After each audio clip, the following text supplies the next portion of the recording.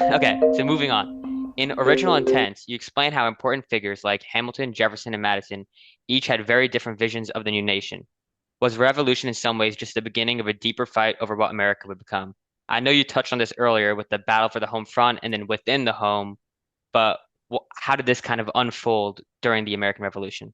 Yeah. So right. So I mean, what's interesting is that I mean, what everybody thinks of for the most part when they think of the American Revolution is really what we're calling the battle for home rule, right? This fight with the British, and that is a very complex and challenging set of issues, and very much worth our attention and study. But it also gets resolved pretty cleanly and neatly. I mean, in 1781, the fighting in North America largely stops. In 1783, the British and the Americans signed the Treaty of Paris, and the question's for the most part settled. Not entirely. I mean, there's the War of 1812, and the British don't necessarily follow their treaty, and they're Yeah. always willing to try and work with the native peoples, and but again, it's hard to imagine that the British are going to ever be in the position they were in after 1783, prior to American independence. So I mean, the battle Yeah. for the was kind of settled.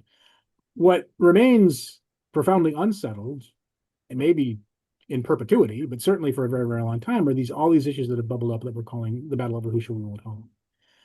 And those battles take many, many, many different forms and happen on many, many, many different fronts. They happen within the broad public sphere, they happen within politics, they happen within households, they happen between peoples of different ethnicities and races, and certainly of social classes. They happen to different geographical places, and they continue. There may be an enduring fact of American history.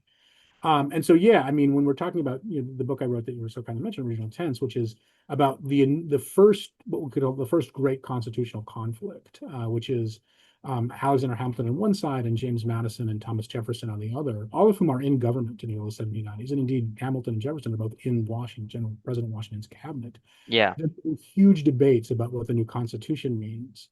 Debates which very much speak to the nature of what they think the new American nation should be and become. And what this shows is that literally from the start, there's very little consensus about what kind of society the new nation is, what kind of country the American Revolution has produced, Yeah. to be organized, how it should be structured, what its values should be, who should be participating in its politics.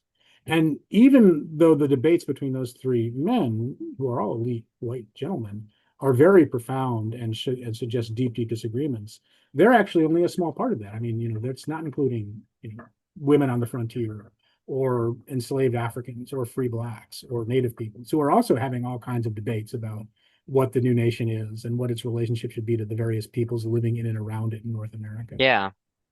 I mean, that's kind of a perfect segue into what I was going to ask next.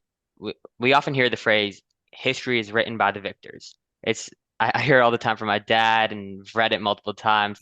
But in the case of the American Revolution, what voices or ideas were silenced in shaping the America we know today? As you Mhm. mentioned, a lot of other people also had inputs and what they believe. But really, the America we know today is shaped by those influential figures like Hamilton, Jefferson, and Madison.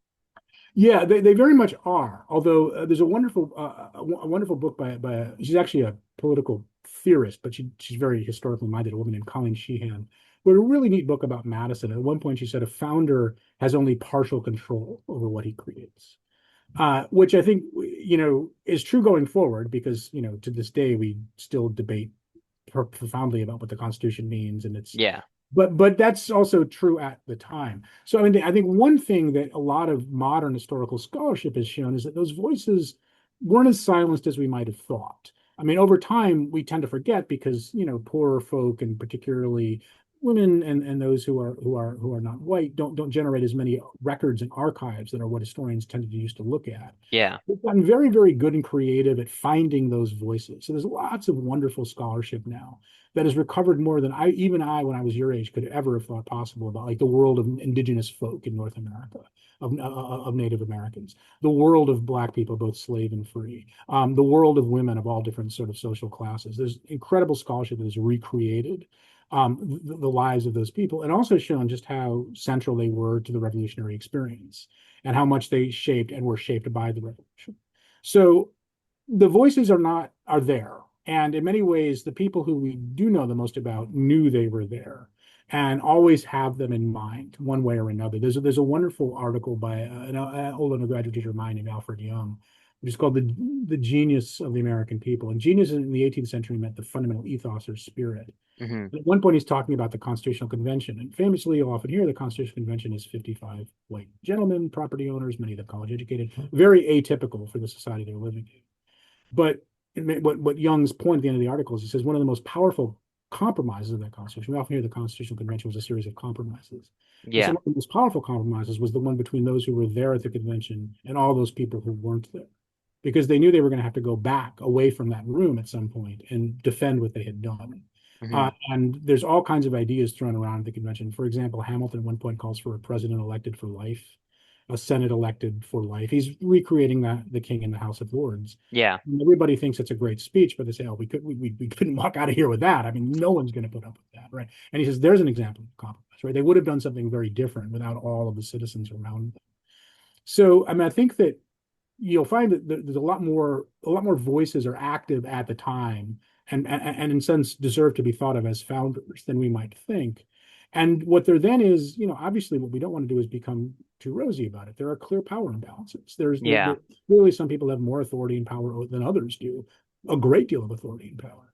And so what there is constant negotiation and friction and challenge to that power. In many ways, that's a driving force of American history going forward, Yeah. of, of debating exactly where and how and whether the boundaries can be drawn around this expansive, slippery language. Got it. That's interesting. I was always under the impression that we really did build our Constitution and the framework of our government centered around these few people, those 55 white men in the room. But it does make sense that although their literature, the text that they wrote, their diaries are the ones that are preserved to today, and what we see, what they thought was influenced by all the other people of their time. There's a lot more than Yeah, just those 55 men. yeah, and influenced by the fact that not only were they revolutionaries, but they also understood the consequences of, say, for example, alienating a revolutionary population. And indeed, you'll find in the 1790s there continuing to be armed uprisings, vociferous criticism, denunciation. I mean, George Washington is being vilified in the popular press by the mid 1790s, by his critics, by his opponents. I mean, this remains a very, very vocal and raucous and deeply politicized and conflicted public space, the new United States, well after the formal battle for home rule had ended. Yeah, definitely. So, so moving on, if you show the founders today's America, where there is a lot of deep inequality, mistrust in the government, and polarization, would the American founders believe that their revolution had succeeded, failed, or somewhere in the middle?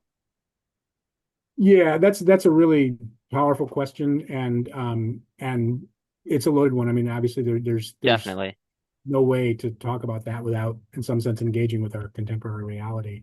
I do think so. So there's a number of ways to approach it. One is the most easiest, the cop out way is to say they'd faint with shock at the first jet plane they saw flying over. I mean, they couldn't imagine in many ways the world of even the late 19th century, let alone the early 21st. And so, it's always important to remember that they are not infallible people either, right? I mean, there's all kinds of ways in which if we ever had to go back, if we turned around and went back to the late 18th century, we'd think, wait, you routinely do what? You do what to Yeah. whom? I'm outraged by this, and I have every reason to be, right? So the gulf between them and us is it's not that it's unfathomable. Historians fathom it all the time, but it's vast and powerful. Yeah. But in many ways, if you look at, I won't cut, but I'll say I think that many founders would be shocked and would say, this is what we feared might happen. If you look at what someone like James Madison is in many ways one of I think the most thoughtful of the founders, theorizing sort of how do you live without monarchy and aristocracy? Because the one thing that monarchy and aristocracy have going for them is stability and authority and order and power. And Yeah. the long-standing claim had been the people cannot govern themselves. They're the product of original sin. They fail again and again and again. There's lots of Republican experiments in the past going all the way back to the ancient world. They always rot from within or overthrown from without because they're weak and they're anarchic and they just simply fall apart. And people clearly need order and structure and authority and hierarchy. Hmm. And so when you declare independence from that, you're saying, no, that's not true, and we want to prove that it's not true. But there Yeah. was all throughout throughout the word of all of these founders is fear that it might be true and fear that they will fail. And so Madison thinks a lot about, okay, how do you preserve stability and order and respect for the rule of law and respect for the minority and deference to just and lawful authority, when there's nothing that forces you to do that. And so he's very big upon the quality of citizenship. He talks a lot about the need for thoughtful deliberation, for structures and processes that will cause people to have to give a great deal of time and effort, to thinking through and coming to consensus about complex questions. He, in fact, says it requires a great deal of responsibility to be a citizen. Yeah. It's a very challenging and difficult and demanding job that every person has to voluntarily accept. And if that doesn't occur, and he believes this, and Hamilton believes this, they all agree on. What we'll probably get is, if people begin to lose the capacity for that kind of engagement, lose the capacity for that kind of thoughtful, quiet, dignified deliberation, they will be susceptible to the wild claims of outrageous demagogues, to people who whip up their frenzies, who speak to what Madison calls the worst versions of themselves. We want to appeal to the better angels of their natures. But it's very easy for people to fall into the trap of succumbing to the allure of their worst versions. And they're very terrified of the prospect of demagogues, of the prospect of thoughtful deliberation being overridden by loud noise and boisterous claim, and even the threat, implicit or sometimes explicit, of violence if people don't comply. And they worry about that again and again and again. They point to strong men in the past who have undone republics. Yeah. I And think so I think that they would see a clear example of their worst fears in our present. I think today, which you touched on, there is a lot of people who willingly choose not to engage in politics and choose not to be that thoughtful citizen you were speaking about. And and in today's day and age, which is just so politically charged, especially Mhm. in the United States, um, not choosing position is can be harmful. Mhm. Mhm. It can lead Yeah. to yeah, No, yeah. Now, let me also add, though, I think that, we also want to be mindful of sort of like the challenges they couldn't have been aware of. Right? So that's true. there's this wonderful scholar named Benedict Anderson, who wrote a book that everybody who does what I do for a living has read, or if they haven't, should be ashamed they haven't read, called Imagined Communities, which is about sort of the origins of nations and nationalism. And he says, in many ways, he says, think about it. So the nation's a very odd thing because in many ways, people come to believe they have some kind of connection or affinity with a huge group of people who they're never going to meet, never going to know personally. You'll never know more than a tiny, tiny fraction of the people who you think belong to your nation.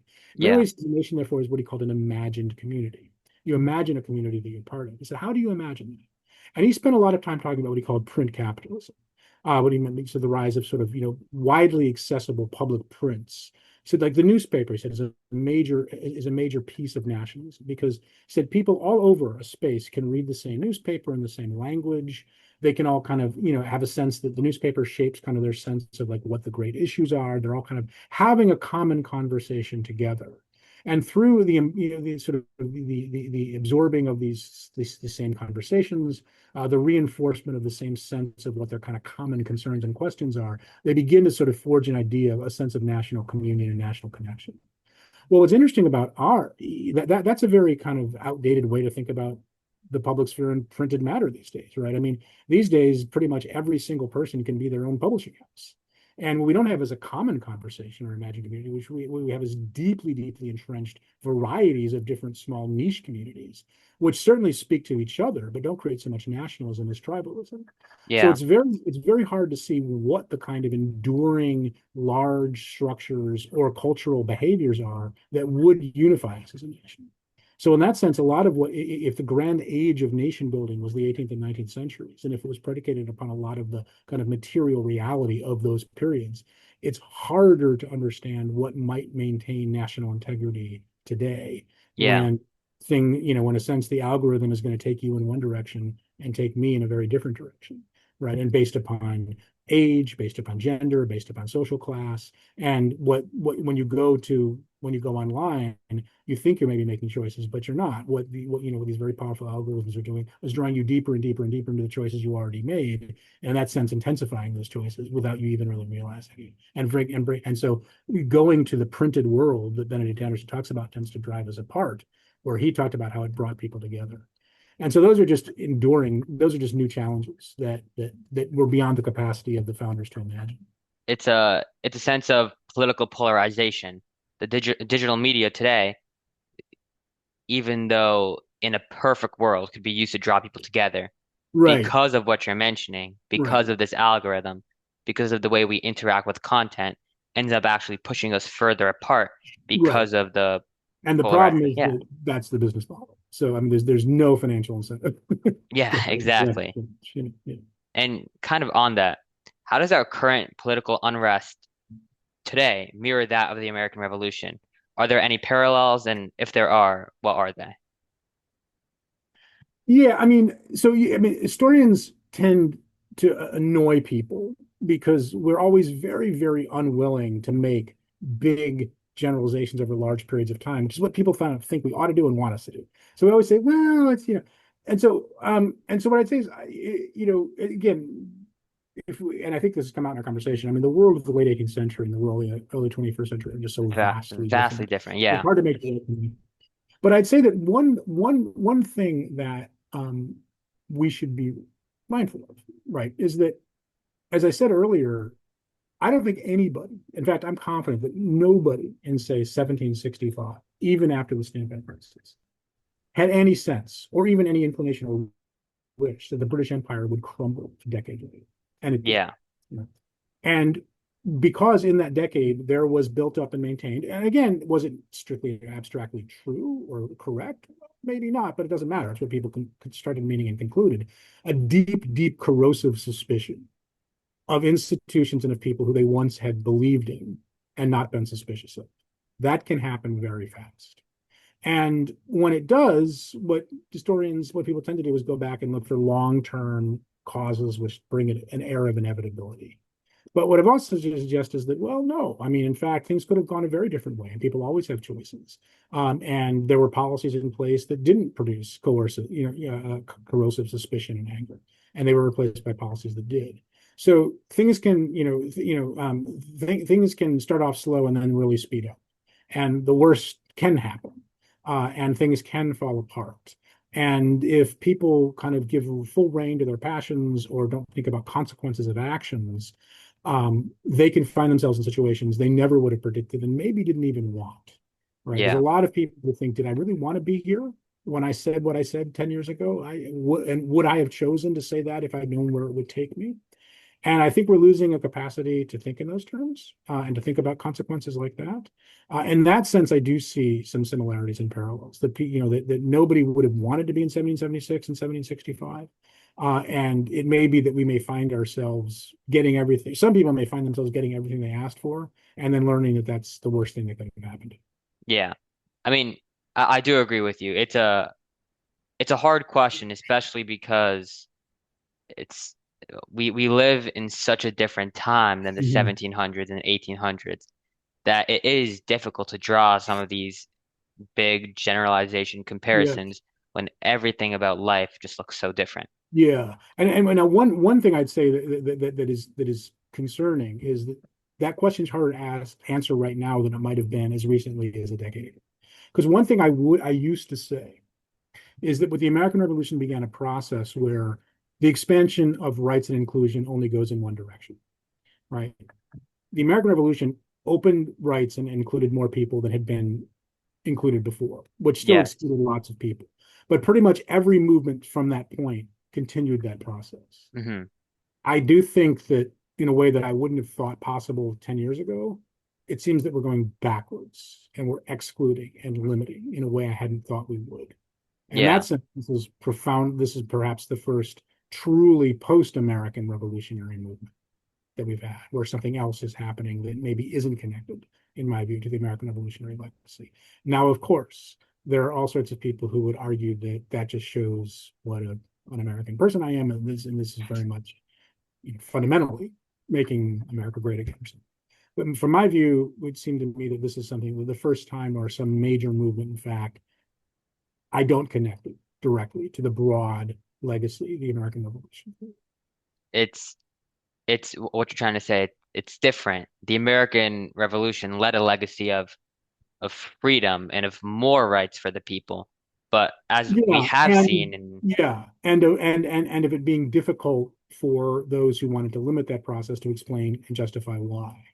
It seems like it's never been easier now to explain and justify limiting and constricting.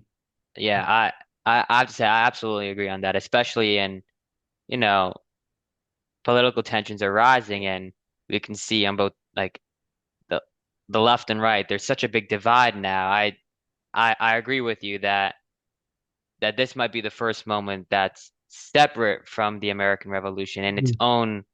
own category entirely, its own Mhm. phase of Mhm. American history.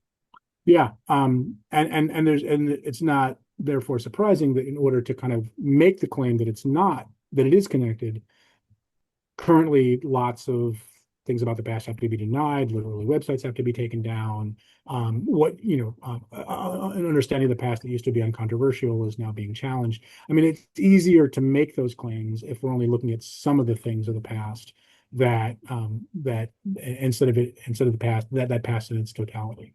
Yeah, definitely. And kind of wrapping up here, Mhm. was the true power of the American Revolution what it actually achieved, as in freedom from the British and the Americans' right to govern themselves? Or is it in the questions that it forced future generations like us to keep asking about freedom, power, and who gets to belong?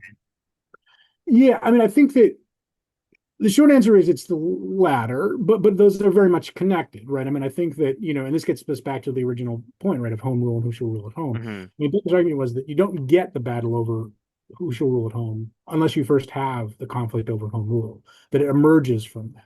And Yeah, so the independent, I mean, concluding that they were going to challenge the perennial institutions they'd always expected to live in. And that in order to challenge them, they had to justify challenging them by discrediting them. And so the battle for home rule being not just we're going to separate from the British monarchy, we're going to delegitimize the idea of monarchy. That makes the battle for home rule very potent because people could say, well, wait, if we can fundamentally challenge the most powerful example of inequality and unfreedom around, why can't we challenge all sorts of other examples of inequality and unfreedom as well, like as it pertains to me personally, perhaps in relation to you? So definitely. in that sense, I mean, I think that we don't want to dismiss or undersell the crucial importance of the conflict that led to declaring independence from Britain, Yeah, and also delegitimizing and denouncing the institutions of British governance.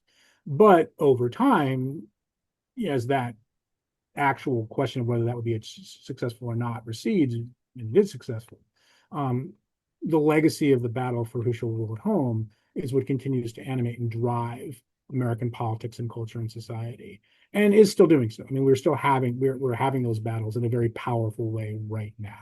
absolutely. Yeah. Great. Thank you so much for this. Oh, you're welcome. It's been my pleasure. Yeah, Absolutely. I really appreciate it. I think it's a really like important conversation to have, especially Yeah. with everything that's happening around the world today. But Yeah. even just in general, it's just an interesting conversation to have.